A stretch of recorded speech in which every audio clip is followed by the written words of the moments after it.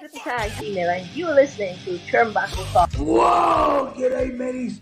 Bushwhacker Luke here, 2015 Hall of Famer, and you're listening to Turnbuckle Talk. Yeah! Whoa!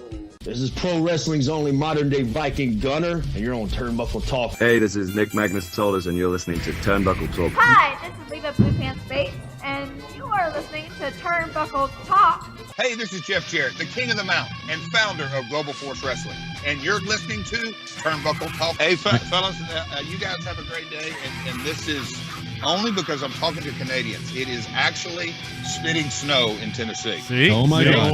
That's a great. We've had 70-degree weather here. We really had a warm December, and I get on the phone with damn Canadians and we're spitting snow. So. Ladies and gentlemen, welcome to Turnbuckle Talk, episode 346. RIP Rob Rage. My name is Chris Best. I'm alongside OMD. OMD, my brother, tell me how are you doing today? I'm doing all right. I mean, I had a long, cold day at work, but, it wasn't overly stressful. But now we're just here to talk some wrestling. And talk wrestling we will for the next however long we need to get through these stories, because we've got a plethora. There's that word. Yes, we got a plethora of stories today. It's actually been a fairly busy wrestling news day. Not news week, news day. Right. But let's get it all started. Let's get started off with our first story, and we're going to discuss the Fatal 4-Way Intercontinental title match and the botched finish that happened last night. What happened was they were going for Bronson Reed and Ivar were on opposite corners. Bronson was going for his splash, Ivar going for his moonsault. However, the Miz was supposed to roll out of the way. Ricochet wasn't. So Miz gets the pinfall. Ivar was supposed to get the pinfall, but Ricochet kicked out as well.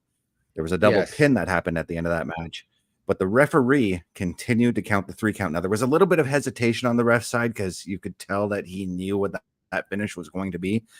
But I got to ask you, OMD, was it right for the ref to continue on that 3 count? It was, because he would have had time to go and check on the competitors after the show. Mm-hmm.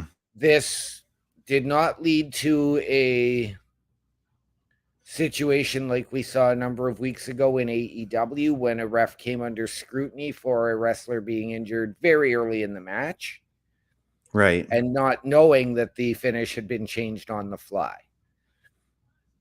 And in this situation, I did read earlier as well that Ricochet was led away after the match and went into concussion protocol to be tested for injuries and concussion as well. Yeah, so that's part of the thing why I think Ricochet kicked out, was because it was just more of a natural instinct and being kind of knocked silly. I've been in the ring before and been knocked silly and have forgotten finishes because of that. Right. And I'm certain you have as well. So yes. So there's no fault to anyone in this match, period. The referee did the right thing. The referee did continue the 3 count. Yes, there was that little bit of hesitation. Yep. But he still continued the 3 count, gave the win to the Miz, and I'm certain that maybe they're going to rewrite something where the Miz may still have to defend his number 1 contendership now or something. Maybe. Who knows? And we noticed the hesitancy throughout the entire count, because the ref seemingly did look confused as to, okay, which fall am I counting here? Because normally in a double pin, in a double pin situation, I've seen times where the ref has used both hands. I've seen times where the ref has used one hand.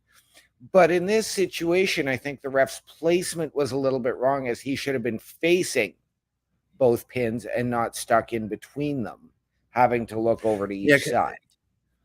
Yeah, I was gonna say that's the one thing I did notice the ref was doing in that 3 count was he was looking as he was counting, which again, not a bad move. Not a bad move at all. And we've got the one and only. We've got Ed Fries coming in saying, "Hey, gents, and rest in peace to Rob Rage." Yes, we will be talking about him later on. We also have Papa Smokes coming in saying, "Yo, boys, what's going on, Papa Smokes?"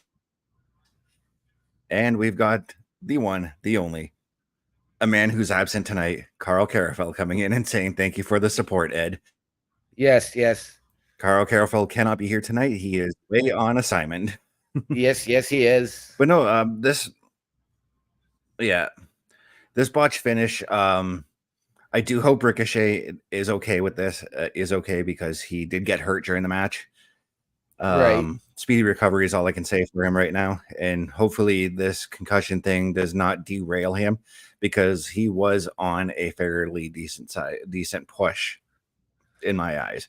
A decent push in getting TV time, but again, the glorified high-flying enhancement talent, unfortunately.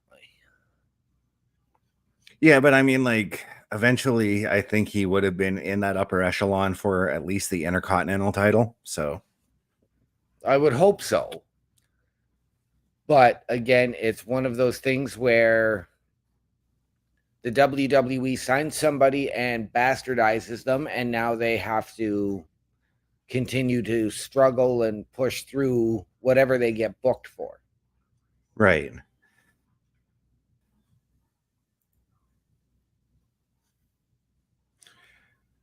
Right.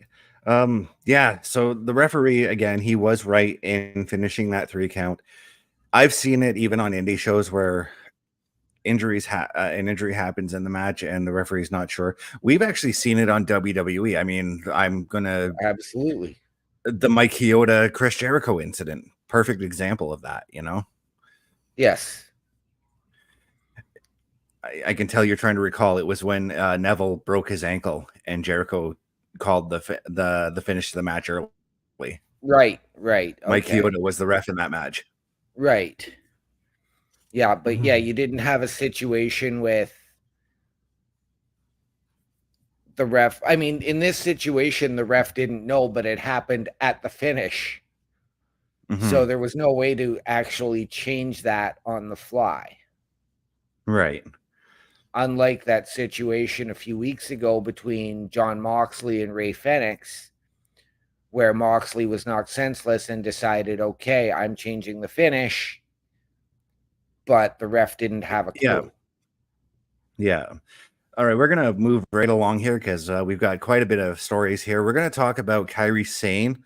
This past Saturday night, she made her long-awaited return to the WWE at Crown Jewel, helping Io Sky to retain the Women's Championship in what was essentially, it was a fantastic match, by the way, against Bianca Belair.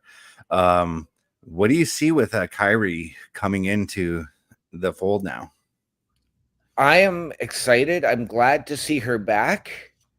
Again, I'm going to say this. I hope we do not get the Kabuki Warriors as a tag team. Right. So right now, is she a part of Damage Control, or are she and Io splitting off to do something else? That's the question I have too, but I also I also came up with this scenario in my head this afternoon.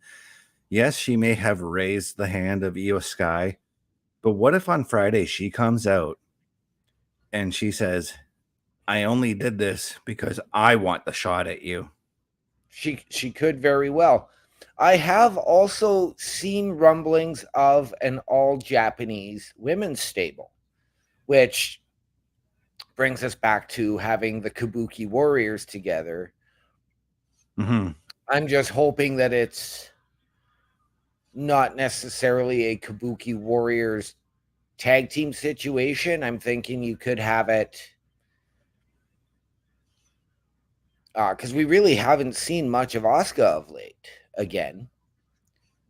So that's true too. So maybe you could have Asuka come in that mentorship role much like they did when they had Paige or Saraya doing that for Asuka and Kairi. Yeah, but with the exception of the fact that Asuka will still be able to wrestle, and we'll be seeing, if that does happen, we are going to be seeing 6-man tag matches. But where does Bayley fit into this situation? That's the other question coming out of this too. You know what? I was posed this exact question at work today. And my thought was that this is the way now that after 3 years, you can turn Bayley face and start putting her on a bit of a roll to start winning matches instead of being, as Charlotte Flair so eloquently put it, a stepping stone. Right. You can have her start showing that fight again and that she wants to win. And whether she does that with Dakota by her side or whether she has to go against Dakota, because Dakota Kai is the other factor in all of this. Yeah. But Dakota has Tegan Knox on Raw. She has Raquel on Raw so that she could go and form her own group. So this is the thing I actually asked Tom Collihue himself, and he said there's no way in hell it's happening. But there's a small part of me that wants to see Bayley just for one night only bring back the hugger gimmick, just for one night only, maybe at a WrestleMania or something like that, for that little bit of nostalgia pop, you know? The only way that I would see that happening would be if they did Raw old school. Yeah. Or maybe they bring in Izzy a couple years down the road and they become a tag team. Apparently, Izzy is about to sign a developmental deal and an NIL deal. Nice. She did actually have her first match about a month ago, and I've stated she did. She's green, but there's a lot there. Yep.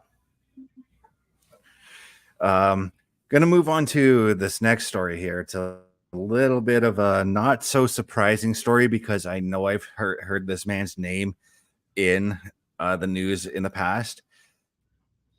But out of Gastonia, North Carolina, a former professional wrestler has been arrested for assault Wednesday morning and is in Gaston County. Jail records show Evan Courageous has been arrested by Belmont police at 1:42 a.m. on November 1st, according to the Gaston County Sheriff's Office. The Gaston County resident was charged with simple assault and injury to intellectual property. He posted $25,000 on secured bond. What do you make of this? Like we've seen this before, where wrestlers have gotten in trouble with the law post wrestling. So what do you make of this kind of situation for Evan?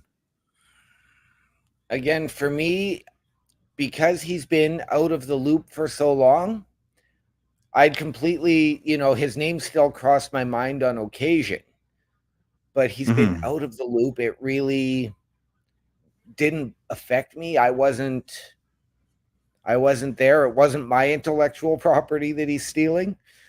Yeah.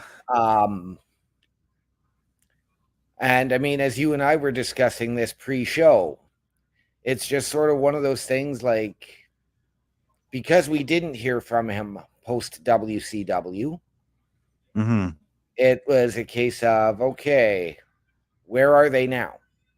Well, now we know he's in jail.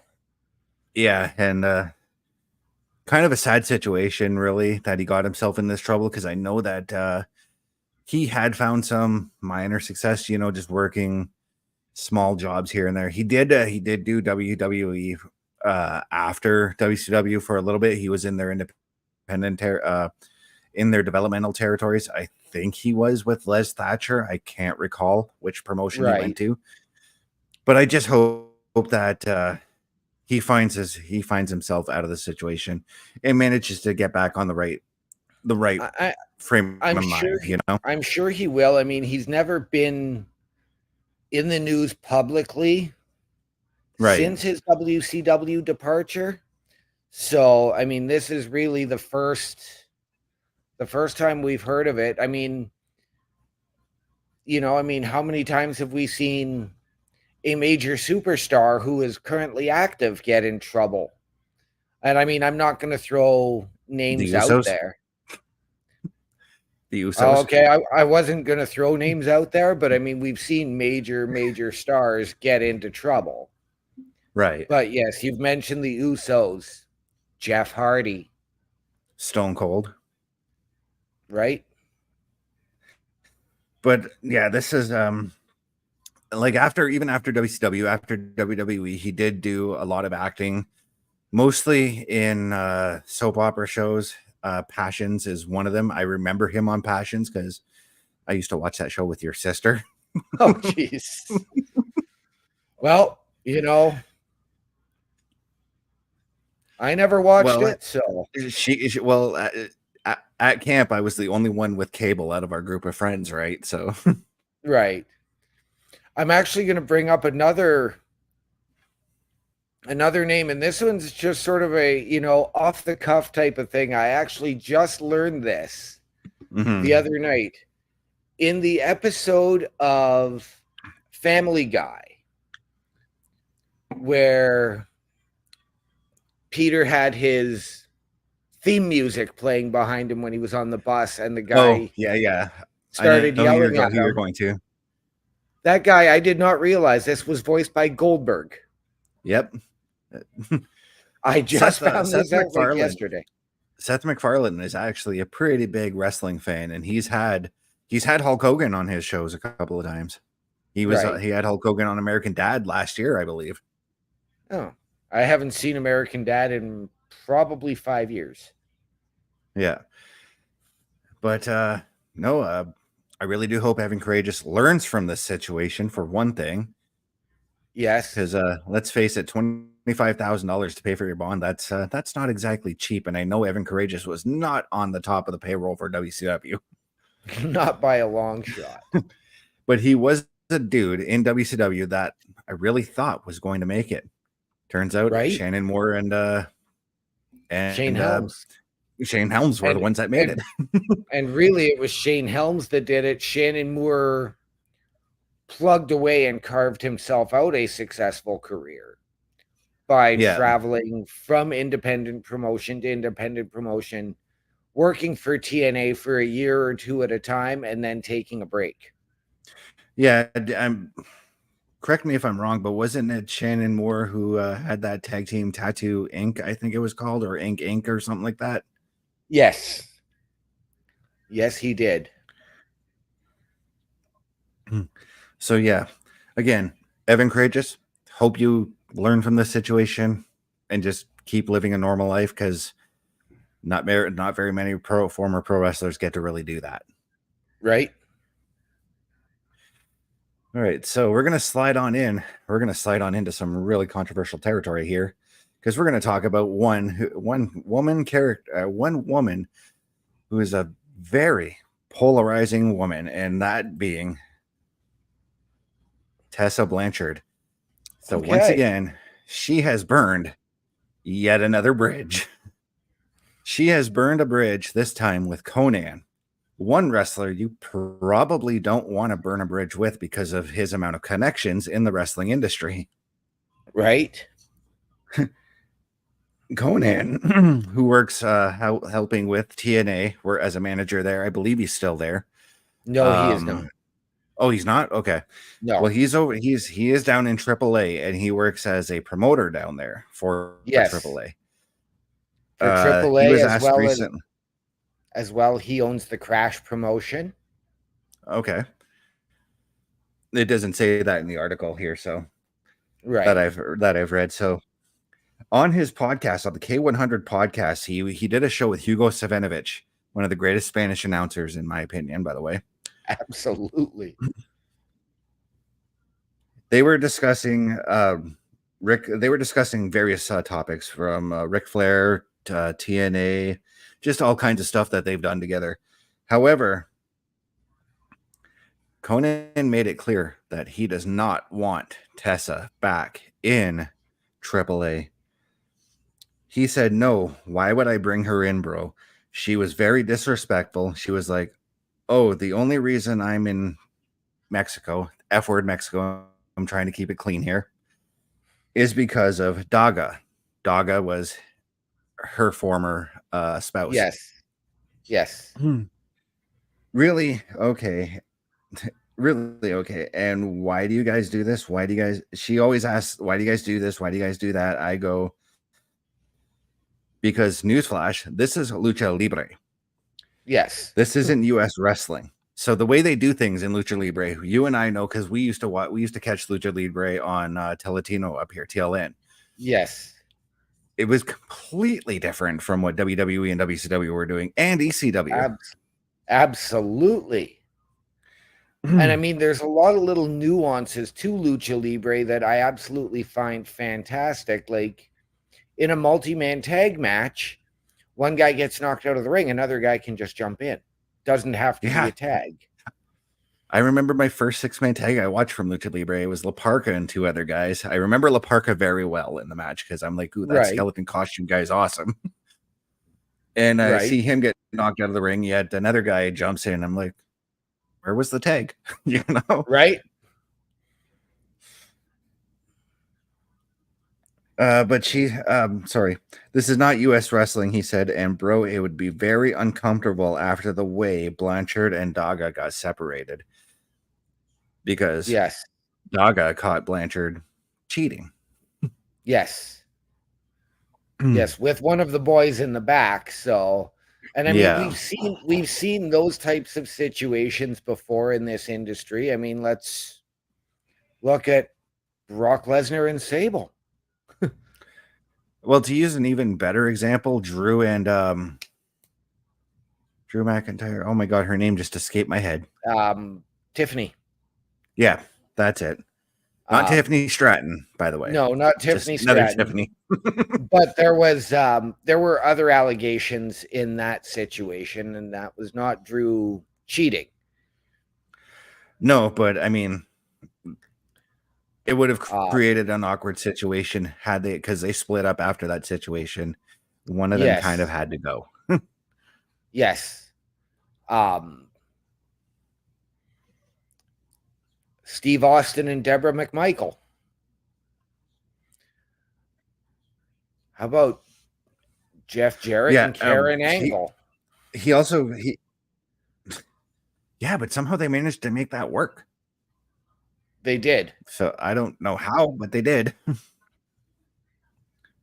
But no, he goes on to say that because he is boys with Daga, him and Daga are pretty tight from what I'm understanding. Right.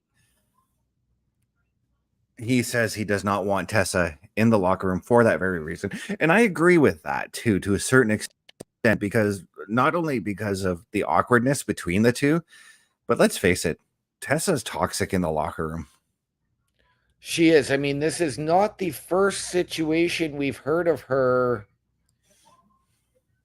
in this type of a scenario, in mocking or saying something about another culture.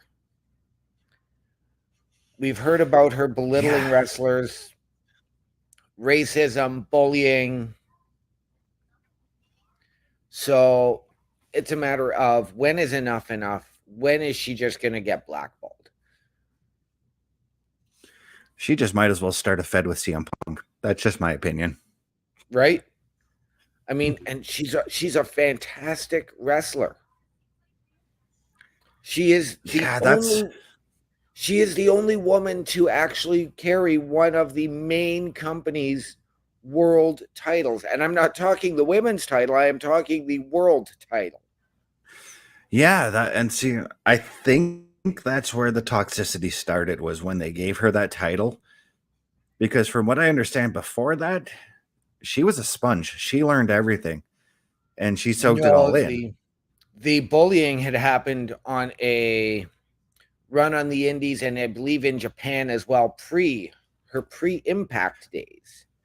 Okay, so then that would be a little bit of a nepotism kind of thing, given who her dad is, Tully Blanchard. However, I feel like Tully could have been like, yo, this is not how we do things in the wrestling business. Right.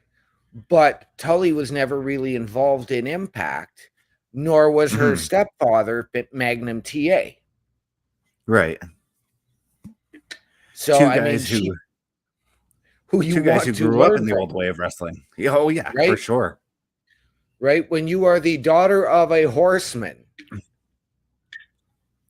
You have Ric Flair, Arn Anderson, Ole Anderson, and your dad as your go-to to train. You can train with Charlotte 8 days a week.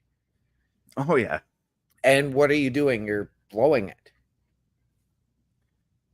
I mean, I know there were issues with her at the inaugural Mae Young Classic. Yeah, I do seem to remember that, and I remember Hunter and Rick being like, this isn't how we do things, you know? Yep. I remember Hunter, Rick, Dusty all thinking that, you know? Yep. But no, she is I think she needs to hang it up, or she needs a good smartening up. Yeah.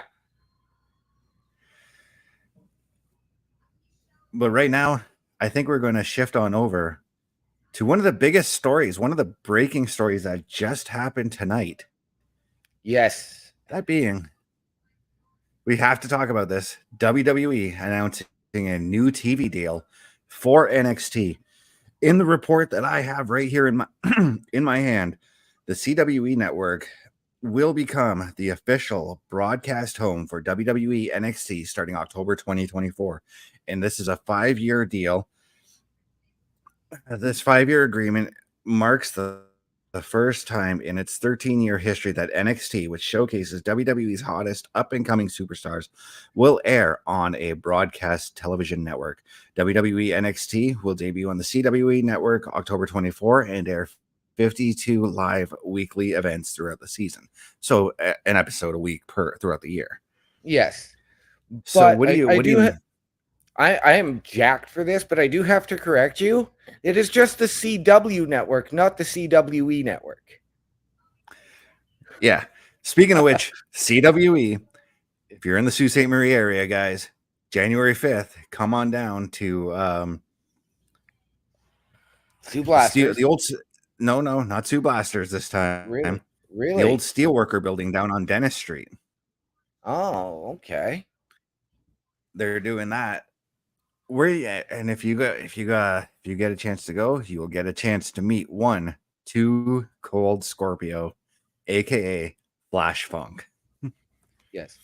But this is huge. As I had read earlier in the day that the broadcasting rights for Raw and NXT were down to Warner Brothers and Warner Brothers Discovery, who also happens to own AEW, and Disney Plus.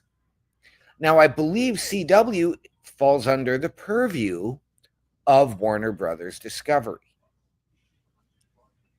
I'm not exactly sure where they're parented, but I'm very excited about this. This just means more wrestling on my TV, more access to watch NXT. So if NXT does not air on Sportsnet 360, I do not have to use their crappy Sportsnet now. I have to watch NXT. Right. But where does this leave Billy Corgan? Because he announced that CW deal a couple weeks ago. And he did after the pay-per-view this past weekend. Yes. Kind of thinking it's no now. Well, there's right, because that's now all up in the air. Is CW going to pull out of that deal, or are they just moving it over to the CW app, as has also been discussed? Because you do not want to go on pay-per-view having just signed a TV network deal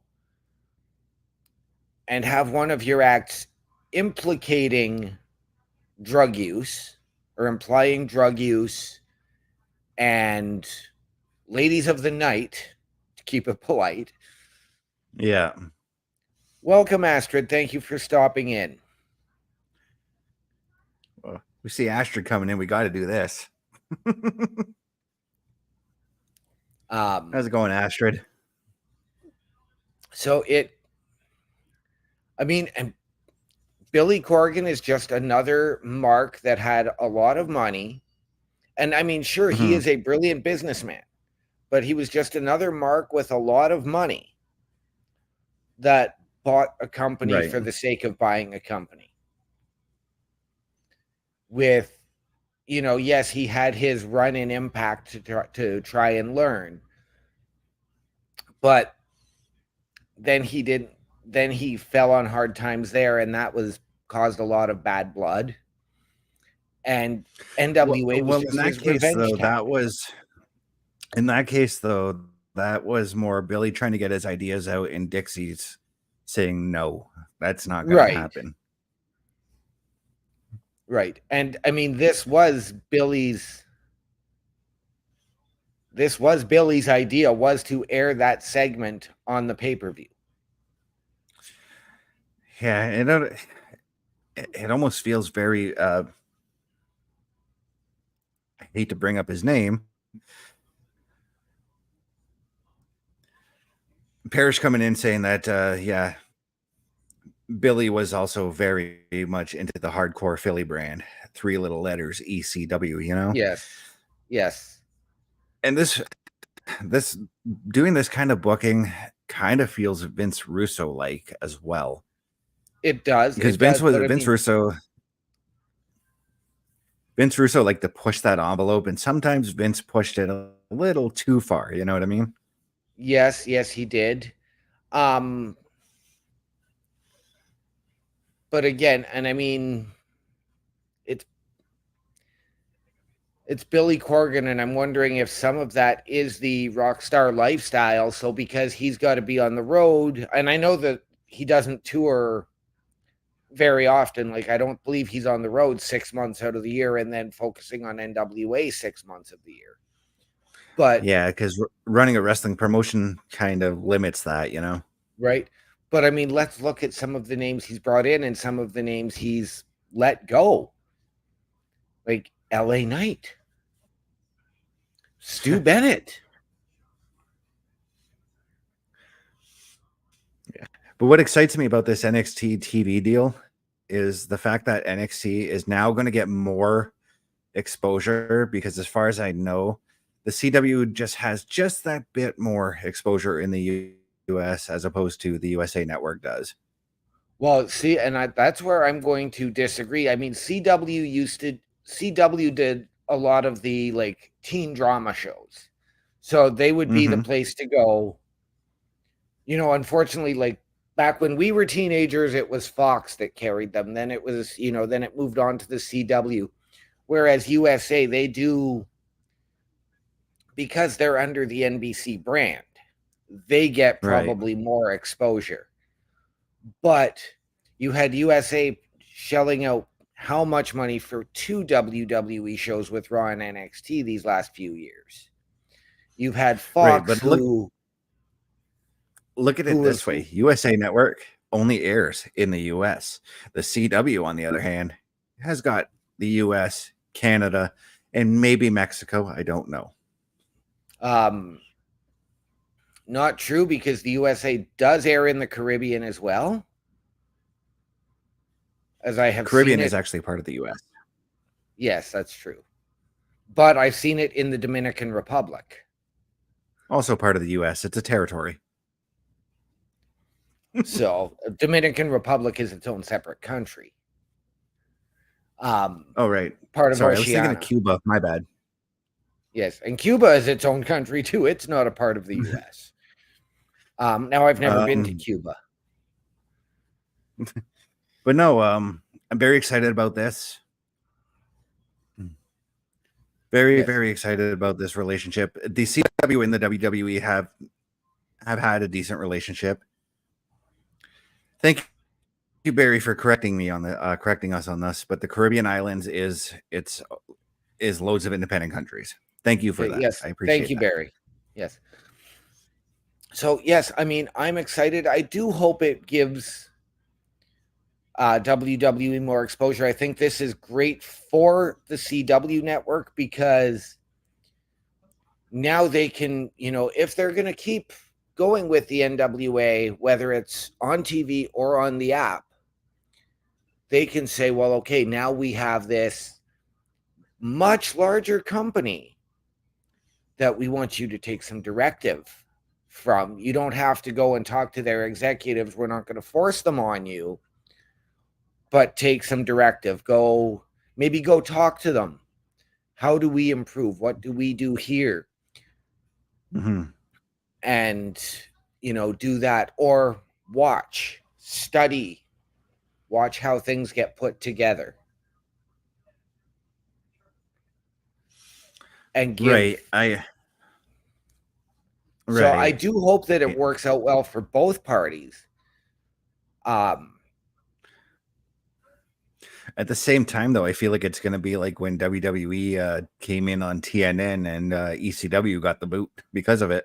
Right. And then TNA moved to Spike TV after And ECW WWE got the boot. Yeah. But no, this TV deal that OMD's destroying his studio, everyone. Yes, I am. He's actually mad that NWA is not getting the CW deal now. I have not paid attention to NWA in years. But no, I'm very jacked to see where this goes. I'm curious as to if this changes the NXT product at all. I kind of hope it doesn't. I don't think it will, but we'll have to see come October 2024. Yes, I really don't believe it will. I think with the people that they have at the head of NXT, they're going to go in and say, this is our vision. This is what we are going to bring to your screens. Mm-hmm.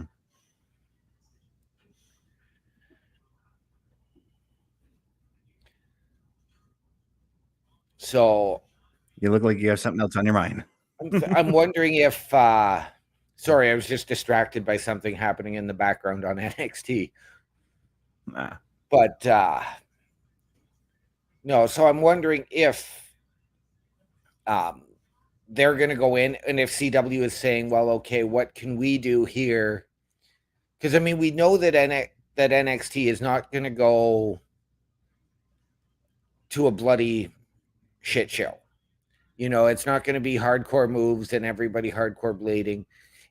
Right. I'm hoping that they're going to keep it at the Performance Center in the CWC, as opposed to trying to go back to a bigger venue like they had at Full Sail. Yeah, I do like the venue that they do NXT at right now. I don't think that they need to be traveling weekly with NXT. Only for the PLEs, they should be doing that. Maybe the occasional big show that they do for NXT. Right. You can go to a separate arena for that. Yes, absolutely.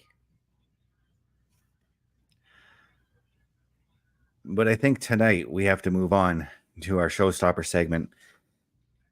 And we're going to talk about one of Ontario's biggest independent wrestlers, I should say. And that's the one and only Rob Rage. Passed away yesterday at the age of 45.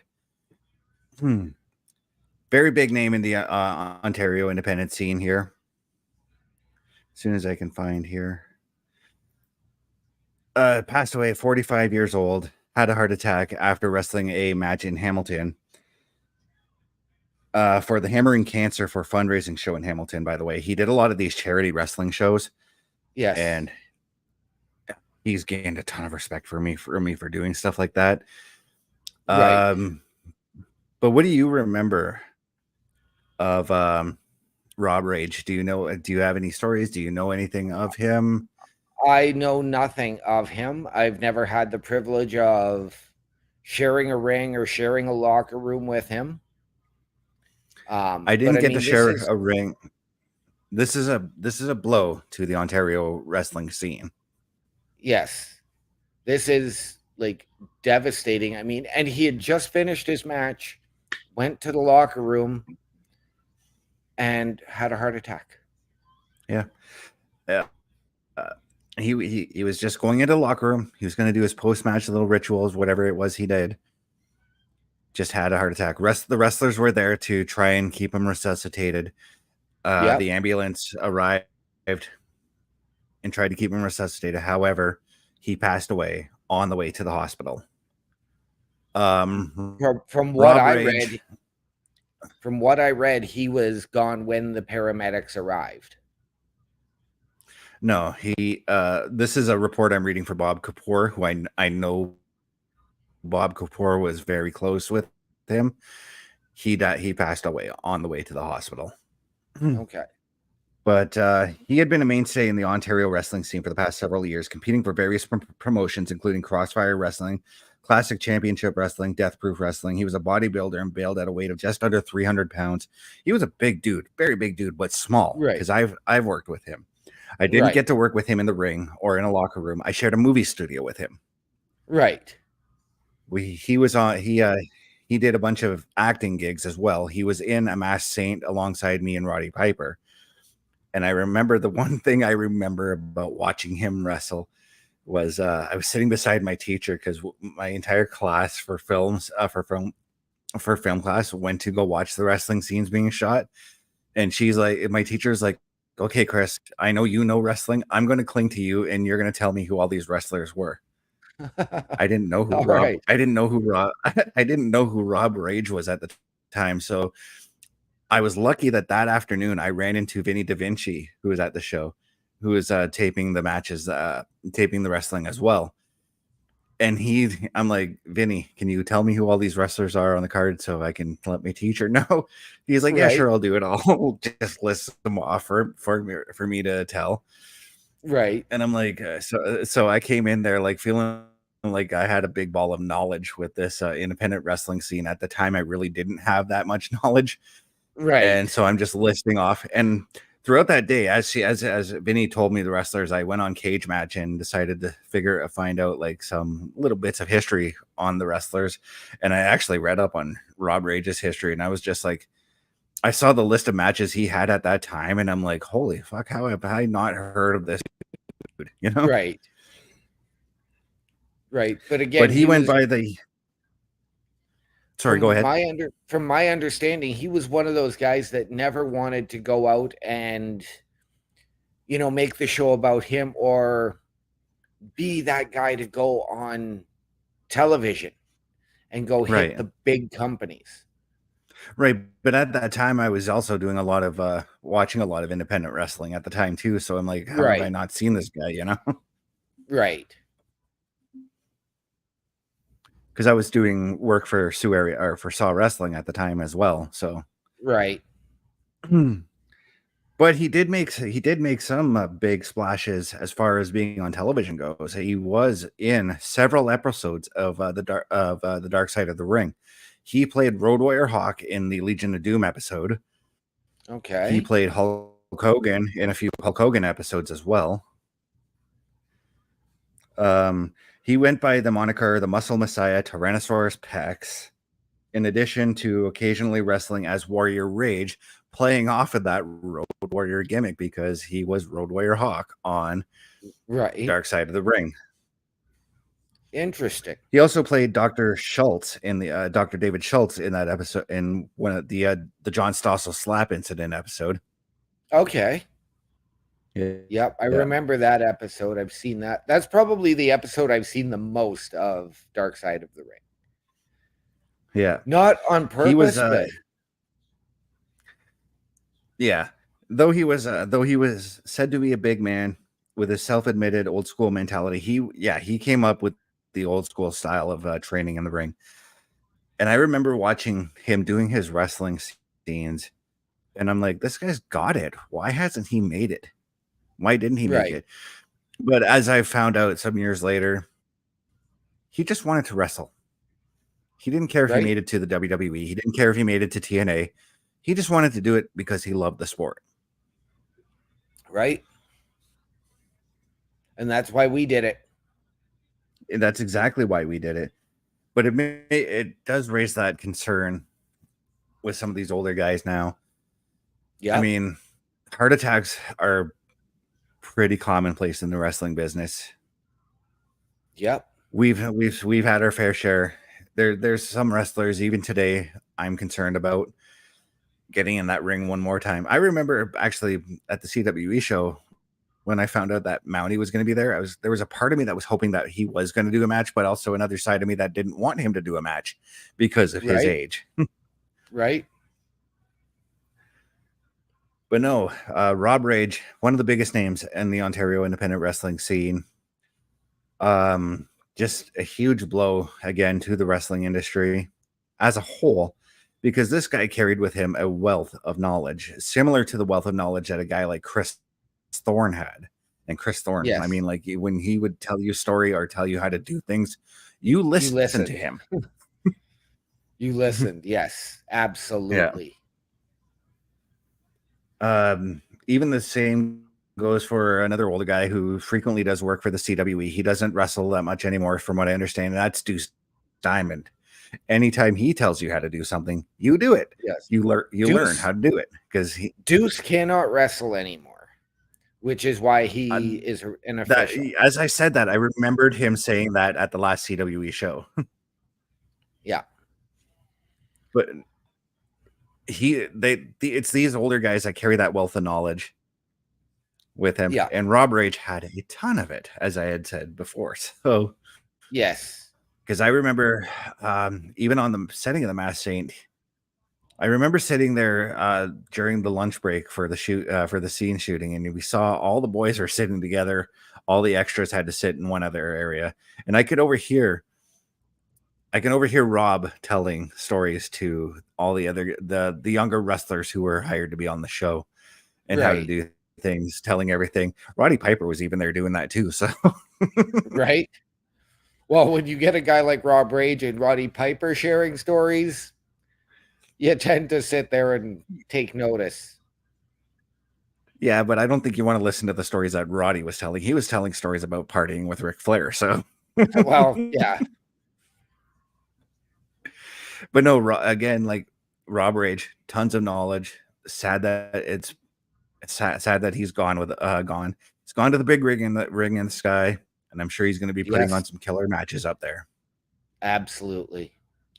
Rest in peace, Rob Rage. Our deepest condolences here at Turnbuckle Talk and Turnbuckle Studios for your family. And again, people, if you see them, give them their time to grieve. Give them their space. This is a tragic loss. This gentleman was my age. And was probably in a lot better shape than I am. Oh, he was in tremendous shape. He was a bodybuilder prior to becoming a wrestler. So right. But no, definitely a rest in peace is in order for one Rob Rage. Yes. Gonna end the show off right now. The world would like to thank everybody for tuning in, but we're gonna end it off with a moment of silence for Rob Rage.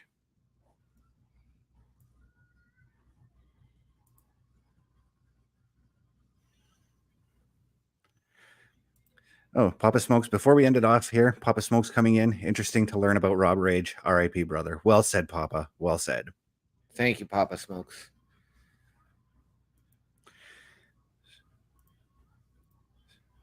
As soon as I can find it. Okay, we're going to go moment of silence here, guys.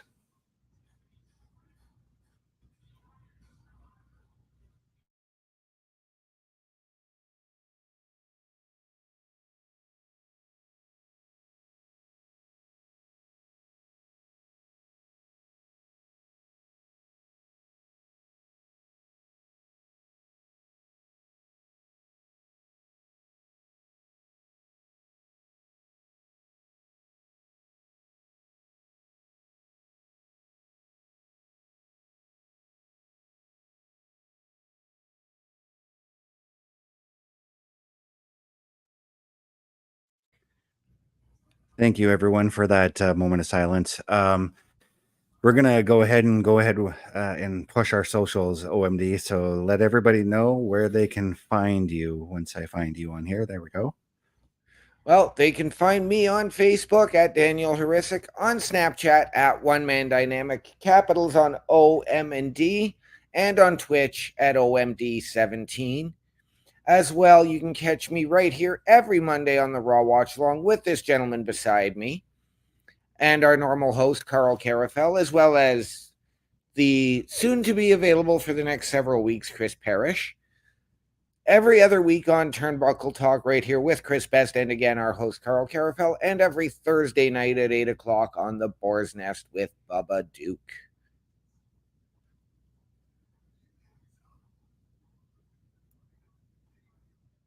All right, and you can catch me, youtube.com at ChrisDamage83, Twitch TV at CBRS_entertainment, threads.net at CBestFilms83, Facebook.com, Chris.best83, TikTok.com at CBRS Entertainment. You can catch me 8 p.m. Eastern Monday nights alongside OMD every Monday night for the Raw Watch Along alongside Chris Parrish and Carl Carafel, who will be making his return next week. Also, 8:05 Eastern, Turnbuckle Talk, sometimes with this man right beside me, OMD, but all of the time, or most of the time, with one Carl Carafel, where we discuss all of our wrestling news.